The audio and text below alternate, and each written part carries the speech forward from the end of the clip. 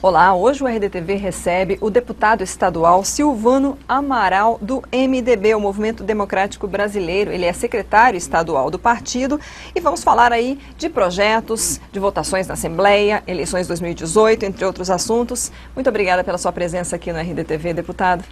Obrigado a você, Elides.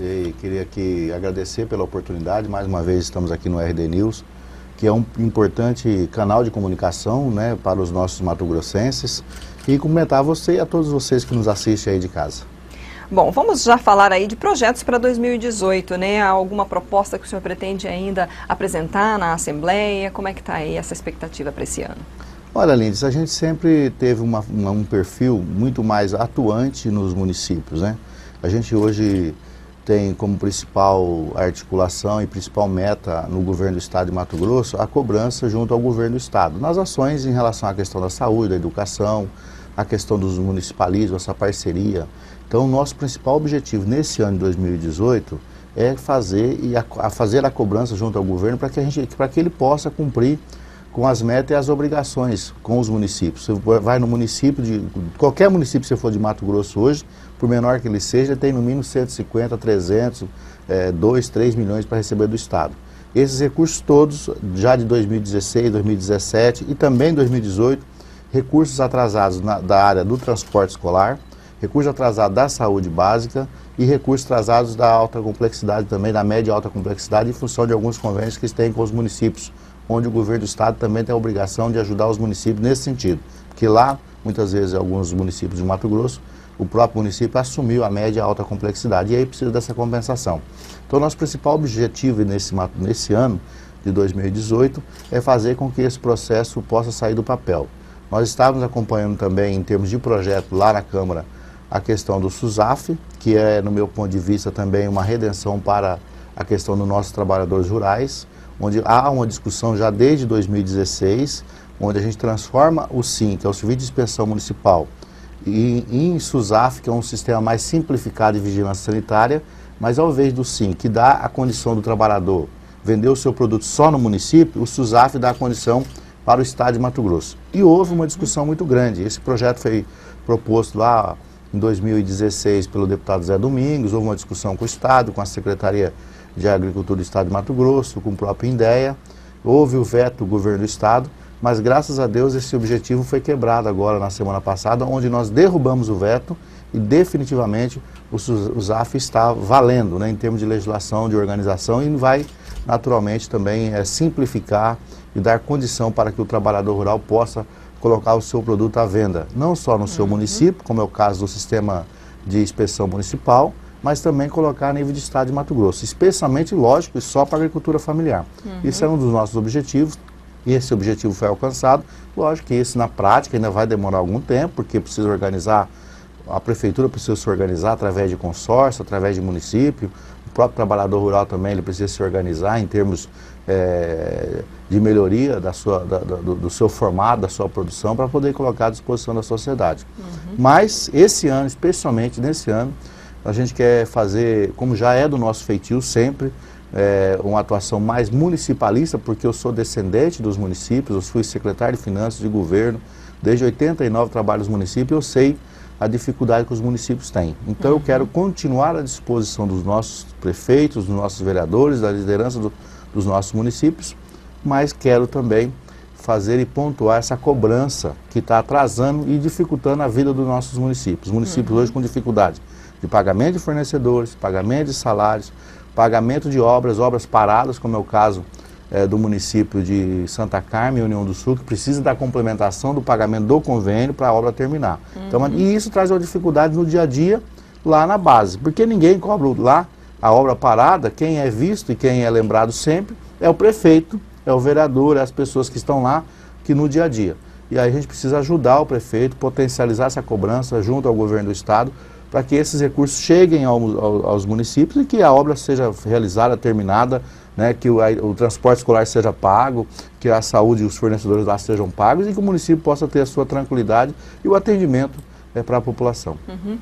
Na verdade, alguns municípios, inclusive, atribuíram falta de repasses, tal, com a questão do desvio, de possível desvio de finalidade, né, dos fundos do FETAB, do Fundeb, o que acabou gerando a CPI dos fundos na Assembleia Legislativa, né? Na sua visão, o senhor não faz parte, não compõe, né, a comissão, mas na sua visão, pode ter realmente havido esse desvio? Isso pode ter sido uma das causas que geraram aí tantos prejuízos para os municípios? Olha, Lince, eu, como você disse, eu não faço parte da CPI, mas tenho acompanhado, né, como membro da Comissão de Orçamento da Assembleia Legislativa do Estado de Mato Grosso, essa situação toda. Houve sim desvio de finalidade, não tenha dúvida nenhuma. É só você fazer uma conta. Eu já peguei alguns extratos de transferência de recursos, onde o governo do Estado, ele repassaria, no caso do Fundeb, especialmente agora falando aqui do Fundeb, repassaria a menor, porque se você pegar os recebimentos de um município, por exemplo, que recebe, vamos aqui fazer um número qualquer aqui, que recebe 1 milhão por mês, normalmente, né, de janeiro, fevereiro, ele recebeu 1 milhão. Quando chegou dezembro, ele recebeu 3 milhões de reais.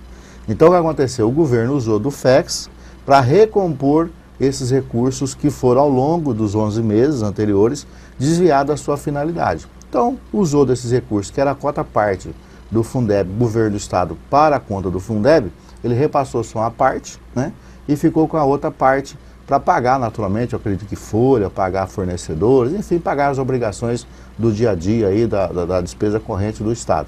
Então, inclusive, eu tenho conversado com alguns membros da comissão, como é o caso do deputado Mauro Sávio, que é o presidente, e disse a ele que a questão do fundo não é uma questão de você chamar ninguém para depor, para falar isso ou aquilo, né? É uma questão matemática.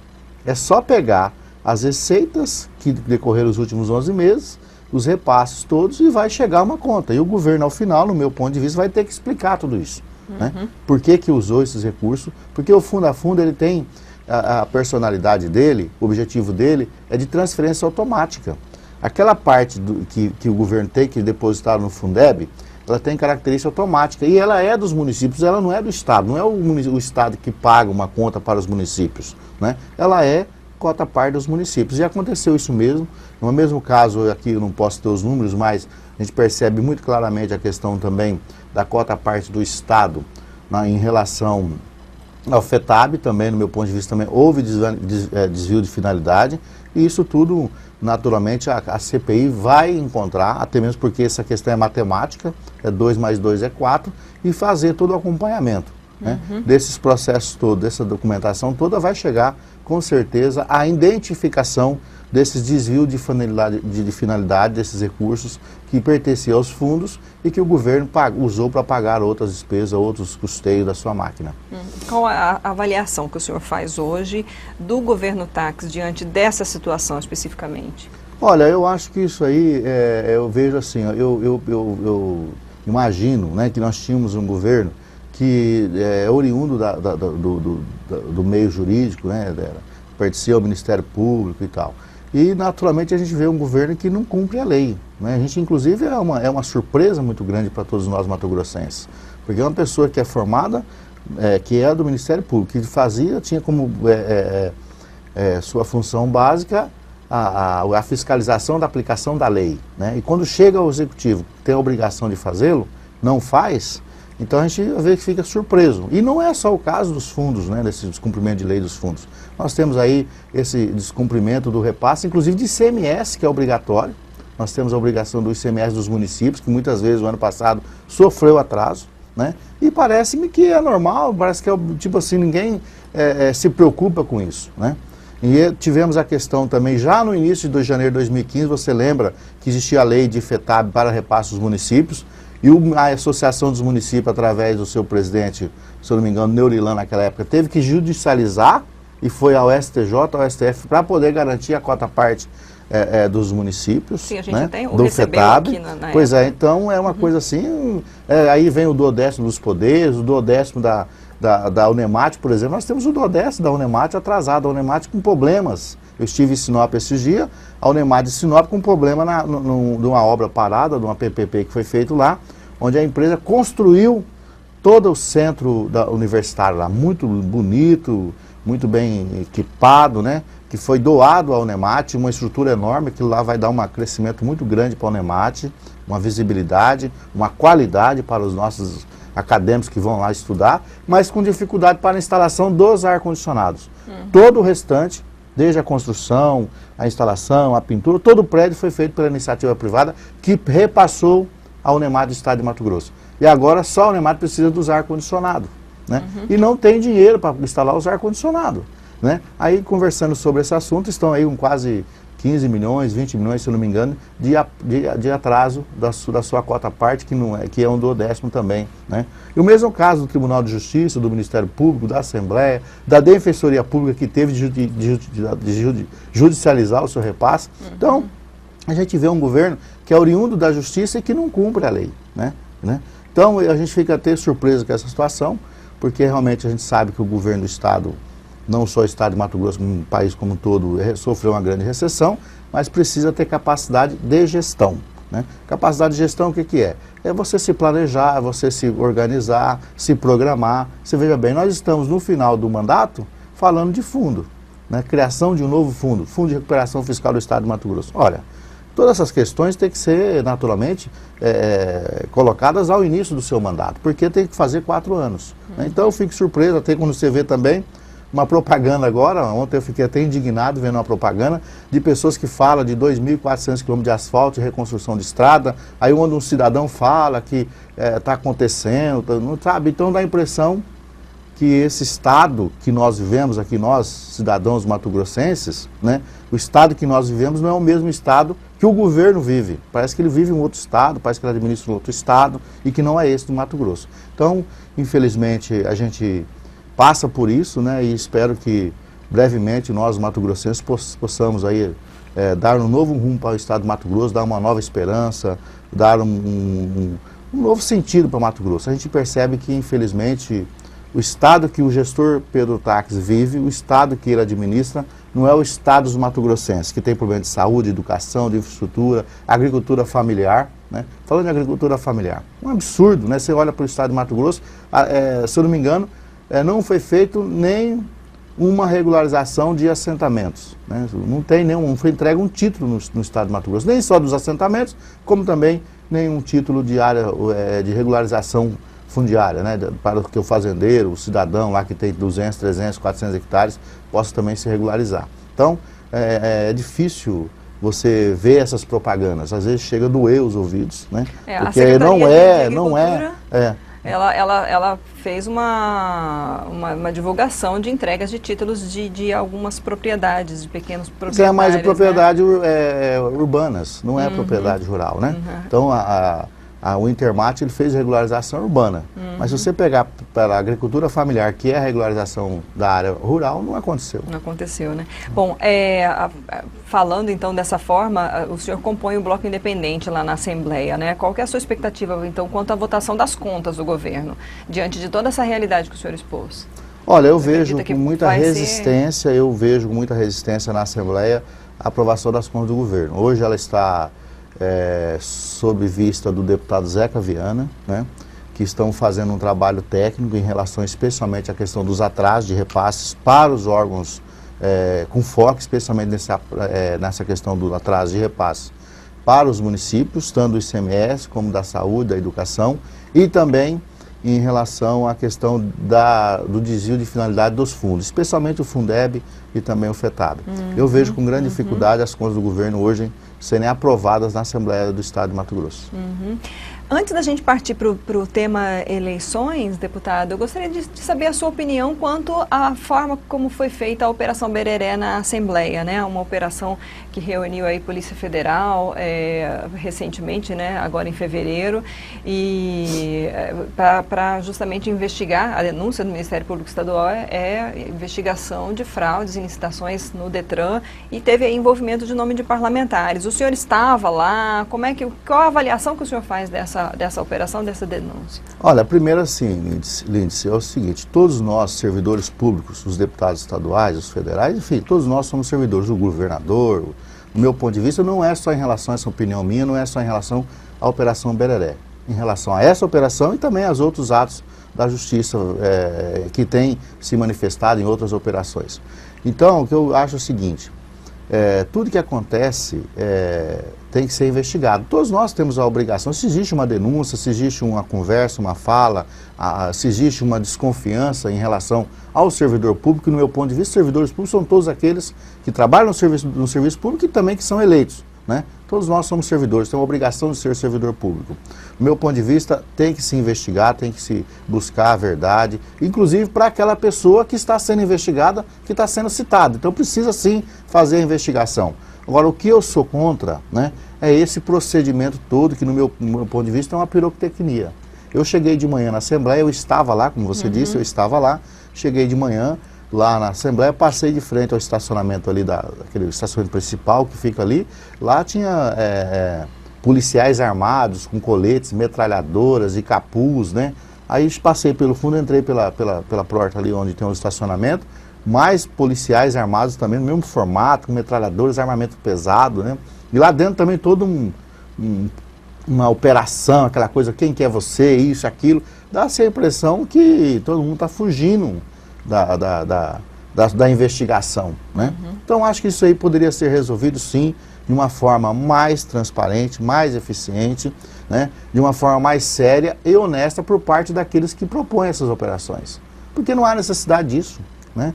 Todos esses servidores, todos esses deputados estaduais, todos nós que somos servidores públicos, temos um mandato, temos família, temos residência, temos patrimônio. Ninguém vai fugir. Alguém aqui, que todos esses que foram feitas investigação, inclusive das operações anteriores, fugiram, né? Tiveram condição de fugir? Não fugiram, então estava por aí, ali, o cara. Então é possível sim fazer, eu acho que tem que ser feito, mas não na forma dessa forma toda cinematográfica que se faz. Eu acredito que isso é muito ruim e eu acredito que vira uma questão também de forma mais de politicagem por parte daqueles que propõem as operações do que, de fato, numa ação de resultado eficiente, transparente, com respeito às leis, aos direitos de cada um, né? Essa questão do presidente Botelho estava na cidade, o Mauro também estava por aí, e há quanto tempo se fala nisso, né? Se falava muito com o dia que a Operação Belereco Dóia, né? O ex-presidente do Detran tinha feito a delação, o acordo lá de confessar todas as situações, né? Mas, do meu ponto de vista, achei exagerada, né? Infelizmente é isso, né? Eu acho que por isso precisa ter uma normatização melhor. Inclusive agora o STF regularizou essa questão da condução coercitiva, porque era tudo condução coercitiva, né? Ia lá fazer operação, levar na polícia, não sei o que, fazer para falar do assunto e tal, que não há necessidade, né? Quantos e quantos parlamentares, quantos e quantos cidadãos e cidadãs está disposto, através de um ofício, de um comunicado, de uma convocação e depor? Porque nós, servidores públicos, temos a obrigação, sim, de dar esclarecimento à justiça, né, de estar à disposição da justiça para esclarecer fatos, se defender de uma forma concreta, né, de uma forma eficiente. E a própria justiça, a Polícia Federal, o GAECO, tudo tem os seus mecanismos de investigação eficientes. Então, no meu ponto de vista, eu sou favorável a essa operação e qualquer outra operação, né, porque todos nós servidores somos obrigados a dar esclarecimento à justiça, mas sou contrário à forma cinematográfica e pirotécnica que é feita. Bom, vamos às eleições de 2018. O senhor tem a intenção de se candidatar à reeleição? A gente tem discutido já isso dentro do nosso partido, no nosso grupo político. Nós temos, como você sabe, eu sou lá oriundo ali da região norte, sou da cidade de Sinop, né? E lá no grupo político proposto, que é composto lá pelo ex-prefeito Juarez Costa, pela atual prefeita Rosana Martinelli, pela maioria dos vereadores da cidade, também as lideranças políticas de Sinop, e também aqui no MDB estadual, a gente tem feito sempre um planejamento e uma discussão para que a nossa reeleição, para a disputa à reeleição, né? Então, nesse contexto, a minha candidatura de deputado estadual agora para o próximo pleito é de reeleição. E o nome para apoio para governo? Ataques, o senhor, pela forma como você se posicionou, não vai apoiar? Não é uma questão nem da pessoa, uma questão de partido, é uma questão de convencimento pessoal, né, em relação à própria sociedade toda. Eu ando muito no estado de Mato Grosso, Lindsay, tenho conversado com a população, né, conversado de fato mesmo com a situação lá né, eu conheço dos 141 municípios de Mato Grosso, eu conheço em torno de 120, eu conheço. E tenho ido não só nas cidades, mas tenho ido nas comunidades, né, eu tenho ido nos distritos, tenho conversado com a população, a gente percebe o descontentamento do cidadão e cidadãs mato-grossenses. Em relação ao governo do estado de Mato Grosso, o MDB, agora no último domingo, agora nós tivemos uma reunião com o senador Wellington, estávamos, o MDB, tive a oportunidade de participar, que estava o senador Bezerra, né, o deputado federal Carlos Bezerra, também o representante do PSB, o deputado Valtenir Pereira, do MB o Milton, do PP o Ezequiel Fonseca, do PTB Chico Galindo, né, e também o senador Wellington, que reforçou a sua candidatura, disse a todos nós que seria candidato ao governo do estado de Mato Grosso. Né. Então, eu particularmente, aí eu falo de mim mesmo aqui falando, eu acho que é um excelente nome, o senador Wellington, pela caminhada que eles têm no estado na política, são 6 mandatos de deputados federais, agora o mandato de senador, está muito preparado para fazer uma discussão política e também representar bem Mato Grosso a nível de Brasil. Nós se lembra que no primeiro ano de 2015, o atual governo foi só briga com o governo federal, né? Naquela época Dilma era a presidente, e aí eu ficava olhando que o governador de São Paulo, que é um verdadeiro representante do PSDB, naquela época ele era do PDT, o atual governo.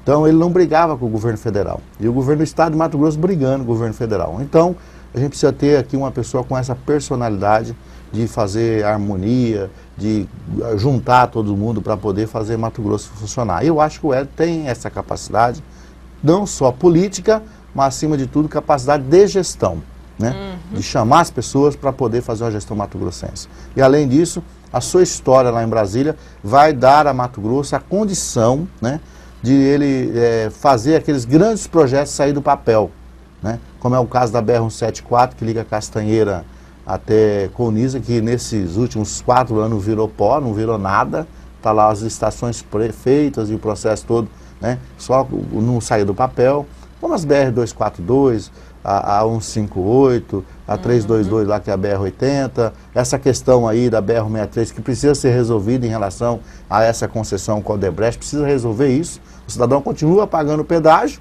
né, e aí mato nas estradas, buraco nas estradas, falta de atendimento, né, e o pedágio cada vez, quando você passa lá não tem desconto, né. Então dá essa impressão que nós vamos pagar por uma rodovia sem aquele processo de obrigação de dar as duplicações e os próprios perímetros urbanos, que é de obrigação das concessionárias, não estão sendo feitos. Muito mato, no caso aqui, inclusive aqui não passa por Várzea Grande, aqui, né, Sinop e outras cidades, você vê o mato crescendo. Então, não tem nenhuma dificuldade no nosso partido de fazer, do meu ponto de vista, eu, Silvano Amaral, o deputado do Mato Grosso, eu entendo que é um bom nome. E aí, desse contexto dessa reunião de domingo agora, onde estavam esses partidos, são 6 partidos presentes, vamos fazer a consulta, no caso do MDB, nós vamos fazer a consulta agora nos próximos dias, né? Vamos fazer a consulta, inclusive ficou encarregado disso, de fazer essa convocação, também presente estava, é importante dizer, o prefeito de Cuiabá, Emanuel Pinheiro, né? Estava junto também lá conosco, e nós do MDB vamos procurar fazer uma consulta às nossas bases, chamar os nossos prefeitos, os nossos vereadores, as nossas lideranças nos próximos dias, para uma reunião estadual, para que a gente possa discutir esse projeto, né? Colocar para a disposição, para a discussão da nossa base. Então, eu fiquei muito animado, porque eu vi ele também em Sinop, na sexta-feira acompanhei ele lá num evento com a prefeita Rosana Martinelli, que é do PR, né? Então, quando a mulher era do PR, então ela pediu para que ele pudesse assumir a candidatura, porque ele está muito preparado e tal. A gente ficou feliz, até mesmo porque ele se manifestou também favoravelmente lá na cidade de Sinop, quando a prefeita Rosana também fez o pedido, vamos dizer assim, fez o lançamento dessa pré-candidatura do senador Wellington. Aqui conosco no domingo ele confirmou essa intenção, né? Confirmou essa intenção, então eu estou muito animado, né, em relação ao senador Wellington, porque não é só, no meu ponto de vista, não é só um nome de candidatura de oposição. É, acima de tudo, uma pessoa preparada, que tem capacidade, tem história, tem condição, naturalmente, de fazer Mato Grosso ter novas esperanças, de concretizar esses sonhos todos que nós precisamos, que é a questão da melhoria das questões sociais, como a saúde, a educação e a segurança pública, mas também a questão da infraestrutura urbana das nossas cidades e também a infraestrutura de logística, que é os pulmão do desenvolvimento, do crescimento dos 4 cantos do estado de Mato Grosso. Para a gente encerrar, deputado, e em nível nacional, quem o senhor pretende apoiar para a presidência da República? Olha, eu tenho ido a Brasília constantemente e o MDB, fazendo algumas discussões, não tem nenhuma situação fechada. Não há nada fechado em relação a isso. Como que já existe um encaminhamento, uma discussão para ser levada ao partido. A nível nacional, a gente não, pelas poucas reuniões, sou deputado estadual. A intenção vai ser seguir... Não, mas é seguir, até mesmo porque eu sou partidário, eu sou secretário do PMDB. Agora, se você perguntar, se tiver uma convenção nacional para definir a situação e lá tiver que definir o nome, eu acho que, do meu ponto de vista, aí eu falando, lá na hora que for definir, for falar do assunto, eu vou defender a candidatura de Álvaro Dias, que é uma pessoa também que tem uma história boa, uma história de vida boa, uma caminhada boa e precisa de harmonia, né? Esse país precisa de harmonia. Não há salvadores da pátria. Há aqueles que fazem aqueles discursos que a população precisa ouvir, né? Contra o bandido, contra o sem terra, contra questões sexuais, aquela questão toda das opções sexuais. Eu acho que não é isso, né? Antes de qualquer coisa, todos nós somos seres humanos, né? O país tem um déficit social muito grande, que leva à condição de extremos comportamentos. Então, precisa ser avaliado tudo isso e a gente precisa assumir tudo isso, né? Esse dia eu vi alguém se manifestando sobre uma invasão de terra que houve, e alguém falou que se fosse invadir, ficar lá, dava a impressão que queria matar a pessoa para mãe. Então, eu acho que não é o caminho, é isso. Precisa respeitar as leis, respeitar a justiça, respeitar os direitos individuais, analisar as questões sociais que nós vivemos, todos, como contexto geral, para que a gente possa caminhar, porque todos nós somos brasileiros, todos nós somos seres humanos, e a condição política e a condição de vida tem que ser igual para todos, todo mundo tem que ter a sua caminhada, né? E aí muitas pessoas precisam de condição melhores para poder crescer e desenvolver do que outros, né? Porque tem pessoas que têm uma condição social melhor, têm uma condição de vida melhor, né? E aquele cidadão trabalhador? Lógico que tem muitas pessoas má também que não quer trabalhar, mas e aquele cara que quer trabalhar? Então ele precisa de um Estado mais presente, ele precisa de uma mão do Estado, ele precisa de um apoio maior para melhorar de vida, né? E eu falo muito ali da região de Terra Nova do Norte, onde os trabalhadores rurais têm condições boas de vida. Você vai na casa dele, ele tem lá a sua televisão, tem o seu carrinho, tem lá o seu trator, né? E aí o seu filho faz faculdade, porque ele tem uma condição de vida boa. Lá a cooperativa de Terra Nova conseguiu trazer os seus associados, umas pessoas para dentro e dar a condição de vida para essas pessoas. E aí o Estado, a exemplo da cooperativa de Terra Nova, também precisa fazer o seu papel na saúde, na educação, na geração de emprego, na geração de renda, para que todos possam melhorar de vida. Está ótimo. Muito obrigada pela sua presença, pelas suas informações. Obrigado, Nisso. Eu que agradeço. Para mim é um prazer mais uma vez estar aqui. E obrigado pelo espaço para a gente poder bater esse papo e prestar conta para a sociedade mato-grossense. Ok, nós conversamos hoje com o deputado estadual Silvano Amaral, do MDB. Falamos um pouco sobre os projetos que ele pretende trazer, apresentar, atuar nesse ano de 2018, né? Ele afirmou aqui que ele quer estar mais junto aos municípios. O deputado, ele compõe o Bloco Independente na Assembleia Legislativa, então ele comentou um pouco também sobre a votação das contas do governador, trouxe críticas contundentes quanto à atuação do atual governo. Falamos um pouco também sobre a questão da CPI dos fundos, né, a investigação de desvio de finalidade do FETAB, do Fundeb. O deputado comentou a Operação Bereré, que foi realizada na Assembleia Legislativa para ele. Deve ser feita, mas da forma foi com muita pirotecnia, então você pode acompanhar aí todas essas notícias relacionadas a todos esses assuntos no site RD News. Ao final, conversamos com o deputado sobre eleições 2018, as expectativas aí de lançar candidatura à reeleição, de apoios ao governo do estado e também em nível nacional à presidência. Essa entrevista ela está disponível no site RD News e também no YouTube e no Facebook. Você pode curtir e compartilhar. A gente se vê na próxima.